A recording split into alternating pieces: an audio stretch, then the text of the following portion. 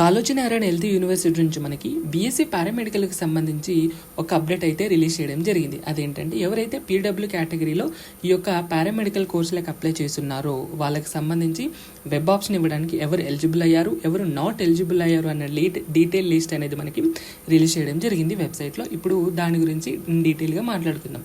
ఇది వెబ్సైట్ కదా, ఇక్కడ వ్యూ ఆల్ ఉంటుంది, దీని మీద టిక్ చేసేసేయండి.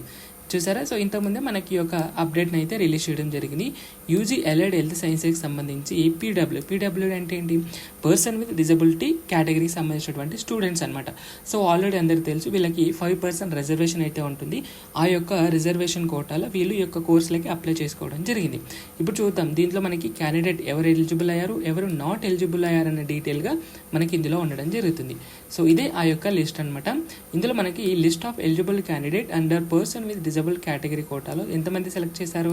4 మెంబర్స్ని అయితే టోటల్గా తీసుకోవడం జరిగింది. సో టోటల్గా ఎంతమంది ఉన్నారు మనకి పీడబ్ల్యూ కేటగిరీలో అప్లై చేసినటువంటి స్టూడెంట్ డీటెయిల్స్ కనుక చూస్తే, లాస్ట్ టైం కూడా నేను మీకు చెప్పాను ఎంతమంది అప్లై చేశారు ఈ యొక్క పీడబ్ల్యూ కేటగిరీకి సంబంధించి అని. సో ఇదే లాస్ట్ టైం, అంటే ఈ మంత్ 8న మనకి ఒక అప్డేట్ అయితే ఇచ్చారు. సో ఇందులో మనకి పీడబ్ల్యూ కేటగిరీకి సంబంధించి ఇది చూసారా, list of applied candidate under PW కేటగిరీలో అప్లై చేసినటువంటి స్టూడెంట్ యొక్క డీటెయిల్స్ ఎంతమంది? 30 మంది అయితే ఇందులో ఉండడం జరిగింది. సో ఆల్రెడీ అందరూ మనం తెలుపుకున్నాం ఏది, వీళ్ళందరూ ఇక్కడికి వెళ్ళాలి. ఎక్కడ? ఎంజిఎం హాస్పిటల్కి వెళ్తే వీళ్ళకి మెడికల్ చెకప్ అనేది ఉంటుంది అండ్ డాక్యుమెంట్ వెరిఫికేషన్ అన్ని వెరిఫై చేసి వీళ్ళకి ఎలిజిబులా కాదా అన్న డీటెయిల్స్ అన్ని వీళ్ళు చెక్ చేయడం జరుగుతుంది. ఈ విధమైనటువంటి ఎప్పుడు జరిగింది ఈ యొక్క చెకప్? ఈ మంత్ 12న మనకి కండక్ట్ చేయడం జరిగింది మెడికల్ ఎగ్జామినేషన్ ఇక్కడ ఎంజిఎం హాస్పిటల్లో. సో ఇక్కడే మనకి యూనివర్సిటీకి సంబంధించినటువంటి మెడికల్ బోర్డ్ అనేది ఉంటుంది, వాళ్ళు ఈ యొక్క టెస్ట్ అనేది కండక్ట్ చేయడం జరుగుతుంది. ఈ యొక్క 30 మందిలో ఎంతమంది సెలెక్ట్ అయ్యారు? జస్ట్ 4 మెంబర్స్ మాత్రమే మనకి ఎలిజిబుల్ అయ్యారనమాట వెబ్ ఆప్షన్ ఇవ్వడానికి. కొంతమంది అయితే నాట్ ఎలిజిబుల్ అయ్యారు. ఇది నాట్ ఎలిజిబుల్కి సంబంధించినటువంటి లిస్టు.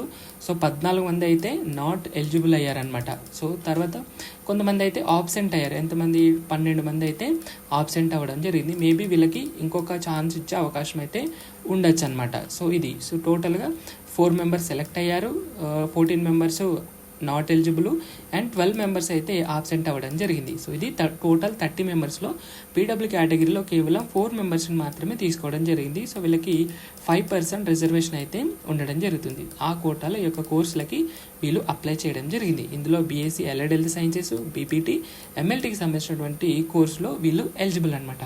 సో ఇది వచ్చినటువంటి అప్డేట్. సో నెక్స్ట్ మనకి యాజ్ సూన్ ఈ యొక్క ఏదైతే పారామెడికల్కి సంబంధించినటువంటి ఫైనల్ మెరిట్ లిస్ట్ ఉంది కదా, అది రిలీజ్ చేసే అవకాశం అయితే ఉంటుంది. యాక్చువల్గా ఇవాళే రావాలి అనుకున్నాను, బట్ ఇంకా రిలీజ్ చేయలేదు. జస్ట్ ఇంతకుముందే ఈ యొక్క పీడబ్ల్యూ కేటగిరీకి సంబంధించినటువంటి లిస్ట్ని అయితే రిలీజ్ చేశారు. మోస్ట్లీ ఇవాళ రిలీజ్ చేస్తే చేయొచ్చు, లేదంటే రేపైనా చేయొచ్చు. సో వెయిట్ చేసేసేయండి వచ్చేంత వరకు. అందరూ తెలుసు వెయిట్ చేసి వెయిట్ కూడా పెరుగుతున్నారు, బట్ డోంట్ వరీ, ఖచ్చితంగా రిలీజ్ చేస్తారు.